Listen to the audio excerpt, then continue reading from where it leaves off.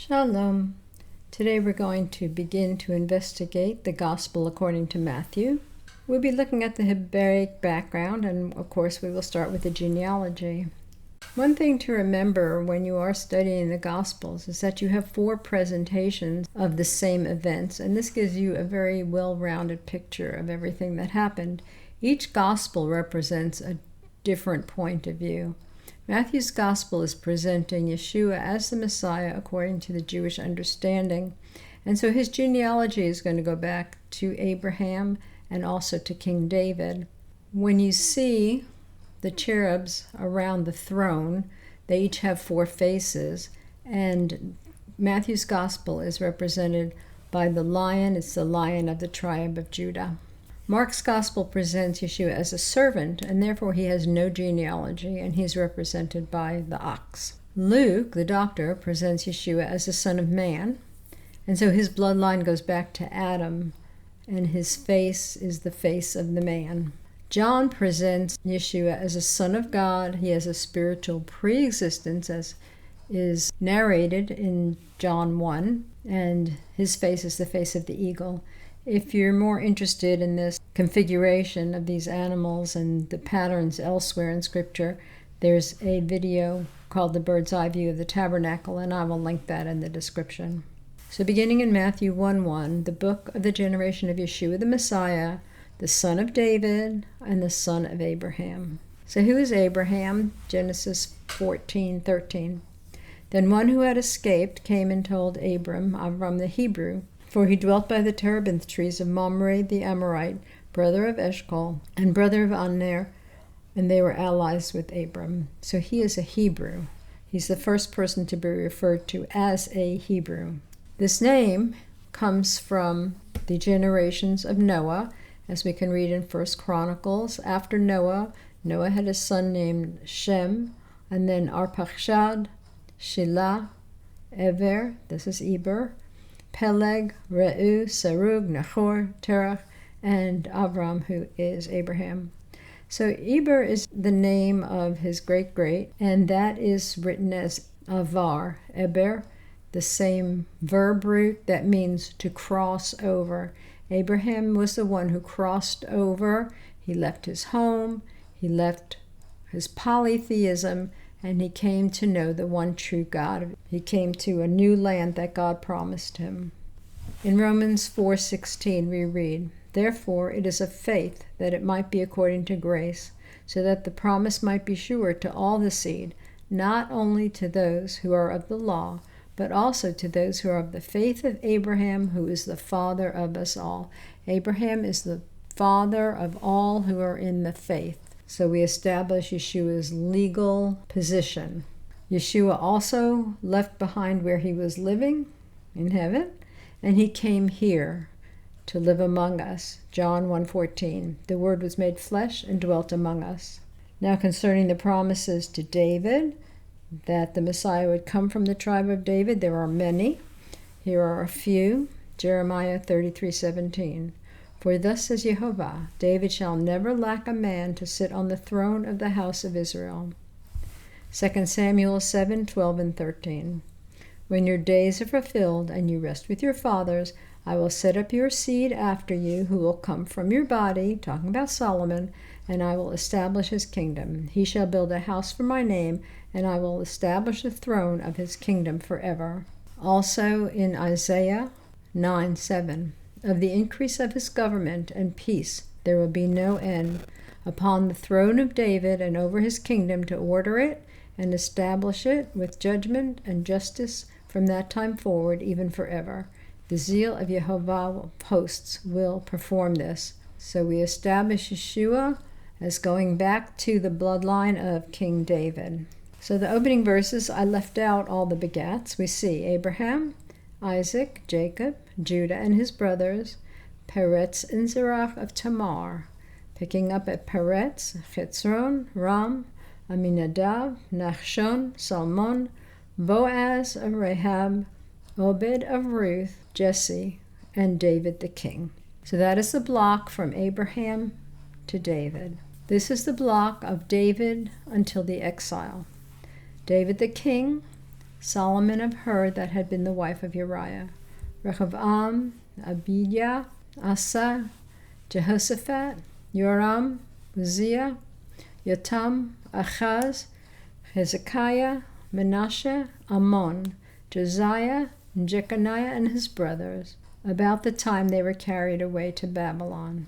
Now the third block is from Babylon until the birth of Yeshua. We don't have a lot of records of most of these people because after they went into exile and came back, we have no scriptures. So most of these people we're not familiar with, but some of them we are. After they were brought to Babylon, Jeconiah, we've already mentioned, Shealtiel, Zerubbabel, Abiud, Eliakim, Azor, Tzadok, Achim, Eliud, Elazar, Matan, Jacob, Joseph, the husband of Mary, of whom was born Yeshua, who is called Messiah. And then the author adds this interesting fact. So all the generations from Abraham to David are 14 generations. From David until the captivity in Babylon are 14 generations. And from the captivity in Babylon until Messiah are 14 generations. Let's see if that squares with the narrative. Okay, here's the first block. All the people are mentioned. If we add them up, we give each one a number. Yes, there are 14. Here's the second block until the exile. There are, in fact, 14 names. However, it is not an accurate chronology. If you go through the Kings and Chronicles, you see that the author left some people out here. So who did he leave out? He left out Ahaziah. Well, he only ruled for 1 year. He left out Athaliah. Well, she was a wicked, evil queen mother. Eventually, she was murdered. He left out Jehoash, and this is very strange. He ruled for almost 40 years. He did many good things while he was still under the tutelage of the high priest, Jehoiada, but then after the priest died, he began to slip. But still, 40 years is a long time. His legitimate son was Amaziah. He did not rule very long. No. It appears that Amaziah had a co-regency with his son Uzziah, also called Azariah. So maybe they didn't list Amaziah because there was a big, long time of co-regency. And then later on we see there's a Jehoahaz who's not listed, and Jehoiakim who's not listed. And we get to 14, and that is Jeconiah. Zedekiah is not listed because he's not in the lineage. He was an uncle that was appointed to rule over Israel by the Babylonians when they took the people into exile.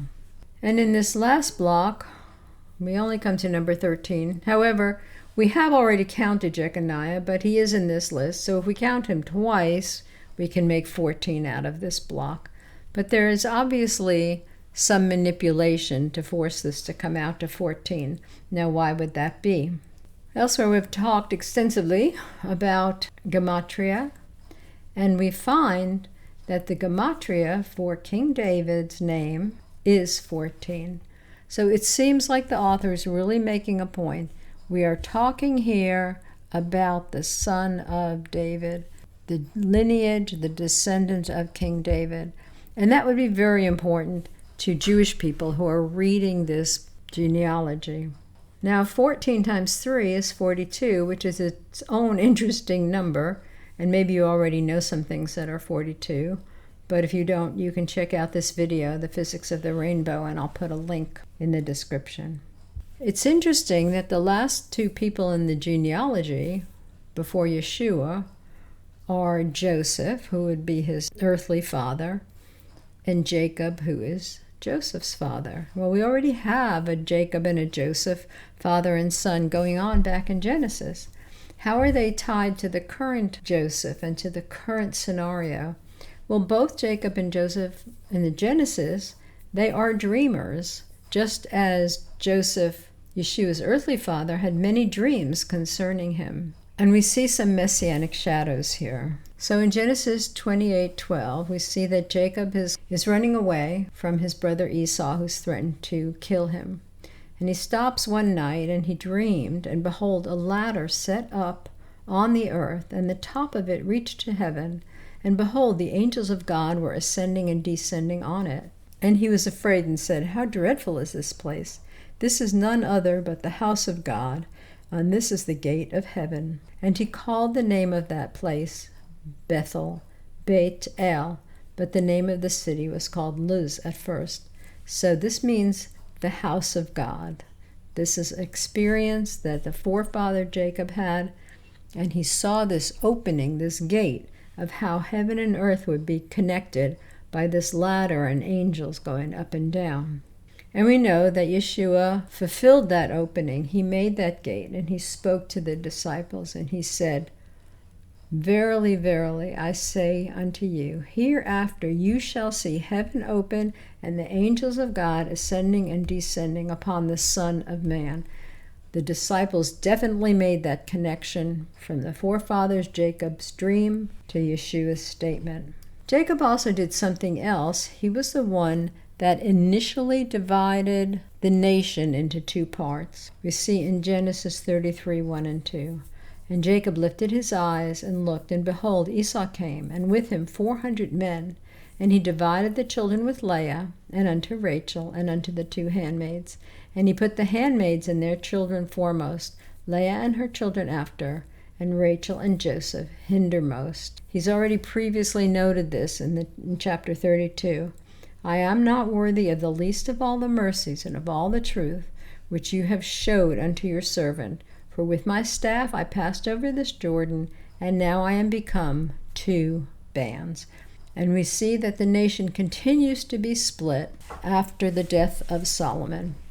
1 Kings 12, 19, 20. So Israel rebelled against the house of David unto this day.